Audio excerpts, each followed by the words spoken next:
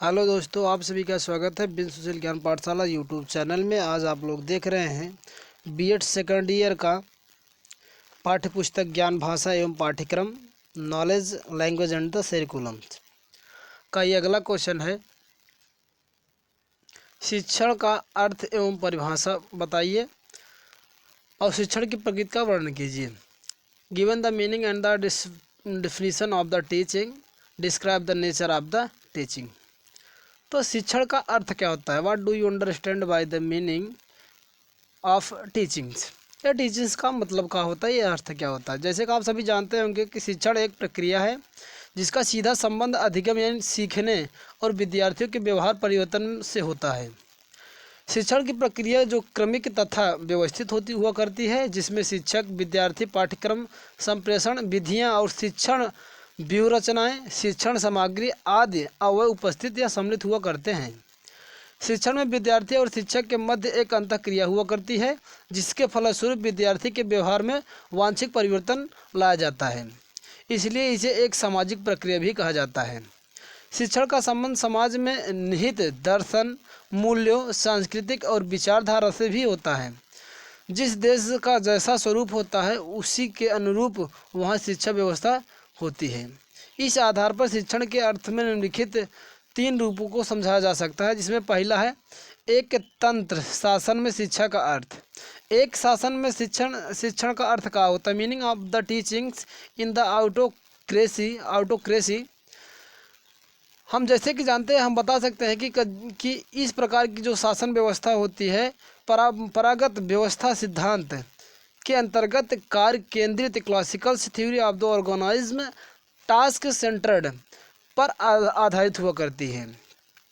परंपरागत व्यवहार पर सिद्धांत जो होते हैं कार्य केंद्र पर आधारित हुआ करते हैं, जो कि इस बात पर अमल करती है यानी जोर देती है कि इसके सदस्यों में कार्य करने की क्षमता जो होती है, परंतु उसमें स्वयं कोई अधिकार नहीं होता, उसका कोई निर्णय लेने का अधिकार नहीं होता, या किसी समस्या का निपटारा करने या सब क्रम जो होता है, ये तमाम प्रकार की जो क्षमता है तो उनके पास नहीं हुआ करती है। अतः इस व्यवस्था में शिक्षक की भूमिका प्रमुख हुआ करती है तथा विद्यार्थी निष्क्रिय श्रोता के रूप में रहता है, हमेशा केवल सुनने का, निष्क्रिय।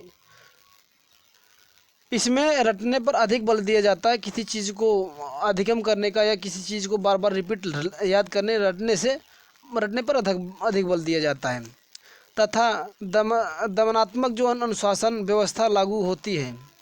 विद्यार्थी को चिंतन, मनन तथा कार्य या तर्क करने की जो शक्ति का कोई महत्व यहाँ पर नहीं दिया जाता है, जिससे इस शिक्षण के द्वारा केवल निम्न स्तर के उद्देश्यों की प्राप्ति की जा सकती है। सी एच मोरोनस ने ये कहा है कि बताया है कि जो एकत्रित शासन में शिक्षण की परिभाषा इस प्रकार दी गई है कि जैसे बताया है कि शिक्षण वह प्रक्रिया होती है जिसमें अधिक विकास व्यक्तिगत या व्यक्तित्व कम विकसित व्यक्तित्व के संपर्क में आता है और कम विकसित व्यक्तित्व की अग्रिम शिक्षा के लिए विकसित व्यक्तित्व की ही व्यक्तित्वता करता है। Teaching is an the intimate contact between a more's nature possible and this lost nature, one which is the destined to the future, further the education of the lots। इस प्रकार हम कह सकते हैं कि जो शासन व्यवस्था में बालक का विकास शिक्षक की क्रियाओं पर निर्भर करता है।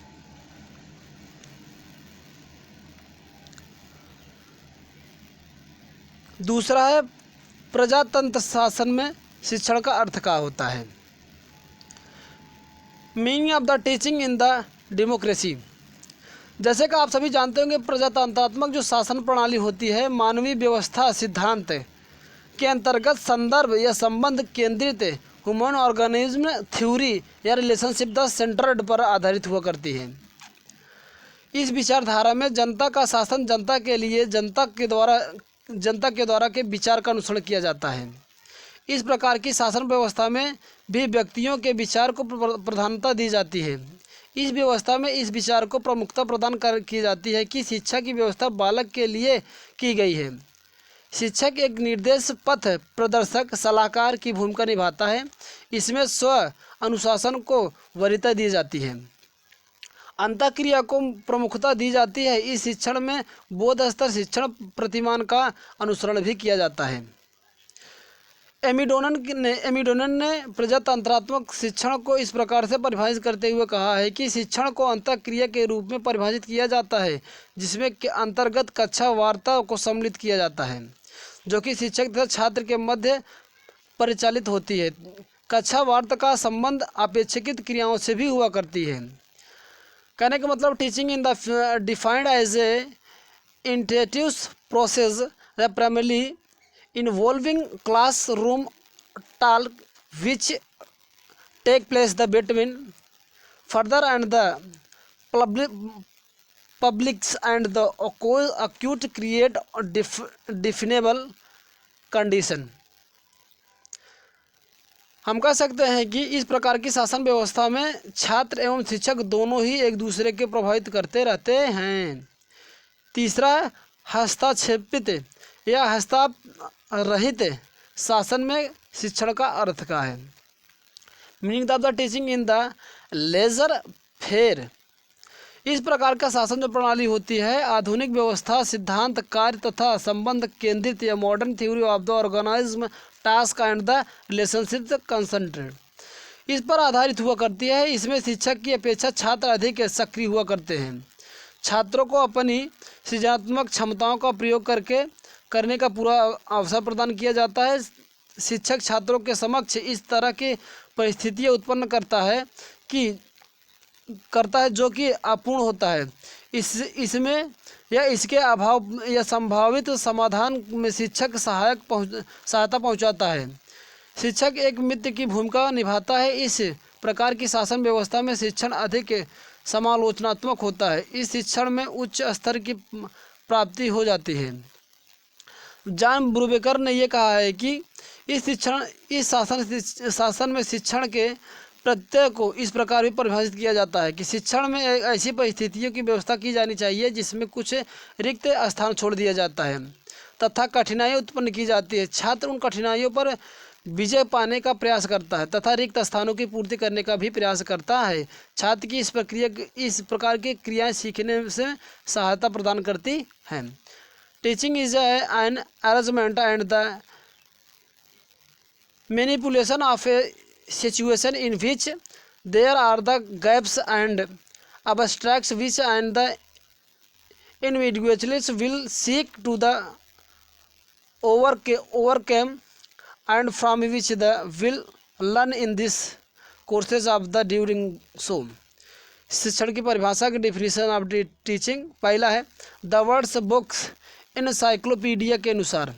The word book of encyclopedia के अनुसार ये बताया गया है कि शिक्षण ऐसी प्रक्रिया है जिससे एक व्यक्ति दूसरे को ज्ञान कौशल तथा अभिरुचि को सीखने या प्राप्त करने को सहायता करता है। दूसरा ये बताया गया है दूसरे वैज्ञानिक के dictionary of the psychological and the psychoanalyticals atoms. Dictionary of the psychologicals and psychoanalytical term. इनके अनुसार ये बताया गया दूसरे को सीखने में सहायता तथा इस प्रकार की उपयुक्त परिस्थितियों का निर्माण करना जिससे अधिगम को सुलभ बना जाए। बर्टन ने यह कहा कि शिक्षण अधिगम हेतु उद्दीपन मार्गदर्शन तथा दिशाबोध है। बीओ स्मिथ ने यह कहा है कि शिक्षण क्रियाओं का वह समूह है जो अधिगम को उत्पन्न करने के लिए प्रेरित होता है। क्लार्क के अनुसार ये बताया गया है कि शिक्षण वह प्रक्रिया है जिसमें प्रारूप तथा परिचालन की व्यवस्था इसलिए की जाती है कि जिससे विद्यार्थियों के व्यवहार में परिवर्तन लाया जा सके। और थॉमस ए ग्रीन ने यह कहा है कि शिक्षण शिक्षक का वह कार्य होता है जिससे बालक के विकास के लिए किया जाता है। गेज ने यह बताया है कि शिक्षण एक प्रकार का पारस्परिक प्रभाव है जिसका उद्देश्य एक दूसरे व्यक्ति के व्यवहारों में वांछित परिवर्तन लाना होता है। रायबर्न ने यह बताया रायबर्न के अनुसार ये कहा गया है कि शिक्षण छात्रों को उनकी शक्तियों के विकास में सहायता प्रदान करती है। शिक्षण के अंग्रेजी समकक्ष अक्ष से टीचिंग TEACHING को निम्नलिखित प्रकार से विश्लेषित करते हुए इनकी विशेषताओं को दर्शाया जा सकता है। जैसे टीचिंग, टी का मतलब होता है ट्रेनिंग एंड द स्टिमुलेटिंग या टिकाइटफुल एक्टिविटी। ई का मतलब होता है इकोरेंजमेंट ऑफ द लर्निंग। ए का मतलब होता है एकम्प्लिस्ड ऑक्यूपेशन, या कह सकते हैं art of the awakening the nature curiosity. C का मतलब होता है creating of the learning environment या टीचिंग इन बिहेवियर्स। एच का मतलब होता है, एच का मीनिंग होता है हॉनरेबल्स ऑक्यूपेशन या हेल्पिंग द स्टूडेंट्स। आई का मतलब होता है इंटीमेट या इंटीमेट कांटेक्ट होता है या इम्पेयरिंग द स्टूडेंट होता है। एन का मतलब होता है नथिंग्स इन इंडिविजुअल्स या डिफरेंस। और जी का मतलब होता है गाइडेंस टू द स्टूडेंट या गोल्स ओरिएंटेड। शिक्षण की प्रकृति का आता है नेचर ऑफ द टीचिंग। शिक्षण की प्रकृति जो होता है, शिक्षण एक स्वदेशी प्रक्रिया होती है। शिक्षण एक अंतःक्रिया भी हुआ करती है। शिक्षण कला एवं विज्ञान दोनों है। शिक्षण एक विकासात्मक प्रक्रिया हुआ करती है। पांचवा, शिक्षण एक सामाजिक तथा व्यवहारिक प्रक्रिया है, यानी कि प्रक्रिया नेचर है। छठवां, शिक्षक एक कौशल युक्त प्रक्रिया हुआ करती है। सातवां, शिक्षण का कार्य ज्ञान प्रदान करना हुआ करता है। आठवां होता है शिक्षण में भाषा जो होता है संप्रेषण का कार्य करती है। नौवां, शिक्षण एक तार्किक क्रिया हुआ करती है। 10वां, शिक्षण एक उपचार विधि हुआ है। 11वां, शिक्षण के दो प्रमुख अवयव हुआ करते हैं, जिसमें पहला है सीखने वाला, दूसरा सिखाने वाला। 12वां, शिक्षण के दो प्रमुख पक्ष हैं। पहला पक्ष है पाठ्य पुस्तक और दूसरा संप्रेषण। 13वां, शिक्षण स्मृति, बोध व चिंतन स्तर से संबंधित प्रक्रिया है। 14वां, शिक्षक एक औपचारिक एवं अनौपचारिक प्रक्रिया हुआ करती है। 15वां, शिक्षण एक त्रिध्रुवी प्रक्रिया है। 16वां, शिक्षण का मापन किया जा सकता है। और 17वां, शिक्षण प्रशिक्षण से अनुदेशन तक सतत प्रक्रिया एक हुआ करती है। 18वां है शिक्षण अधिगम को प्रोत्साहित करने का कार्य किया करती है, प्रक्रिया है। 19वां है शिक्षण प्रेक्षण योग, मापन योग और सुधार योग प्रक्रिया हुआ करती है। और लास्ट 20वां है शिक्षण एक ऐसी प्रक्रिया है जिसका अवलोकन और विश्लेषण किया जा सकता है। Thank you watching this video. अगर वीडियो आप सभी को अच्छा लगे दोस्तों, तो वीडियो को शेयर, सब्सक्राइब एंड लाइक अवश्य करें।